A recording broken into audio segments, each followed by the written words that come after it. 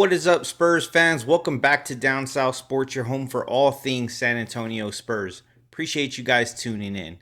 Guys, do me a favor and hit that subscribe button to join the family. We are on the road to 500.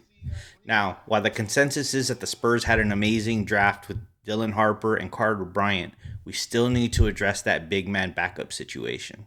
Up to this point, unfortunately, Charles Bassey has been unable to stay healthy and stay on the floor for long periods of time. And then, although Bismack Biyombo came in and did a great job, we picked him up half the season, I don't think he's the long-term solution to pair next to Wemby for the future. So let's take a look at some big men free agents that come Monday when free agency opens, the Spurs could start pursuing. So rumors that the Spurs were going to go after Naz Reid from the Timberwolves were quickly put to bed when he decided to re-sign with the Timberwolves. He's a great shooter, but he's not the rim protector that I think the Spurs need in that position. Miles Turner is another free agent from the Indiana Pacers. Now, with the Halliburton situation, I don't see a world where Indiana doesn't try and do everything they can to retain Miles Turner. So unless he's looking to come back to his roots of Texas, go Horns, we really shouldn't get our hopes up about Miles Turner being a Spur.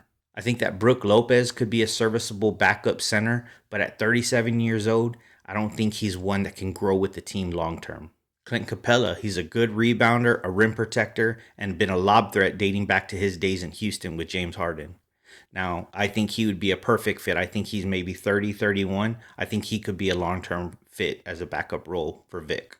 Luke Cornett from the Celtics could also be a serviceable backup. And with all the cost cutting that the Celtics are doing right now, I see that being a real option. Bol is actually a free agent. Despite, Shaq's comparisons to Wemby, I think we all know that's not true.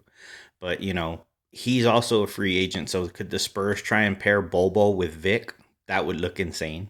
And while Yerson Yabusele would be a great pickup for the Spurs, he's only 6'8". So how would that work as a rim protector? And if none of those names are exciting to you, the Spurs have managed to add Harper and Bryant to this already young, talented core.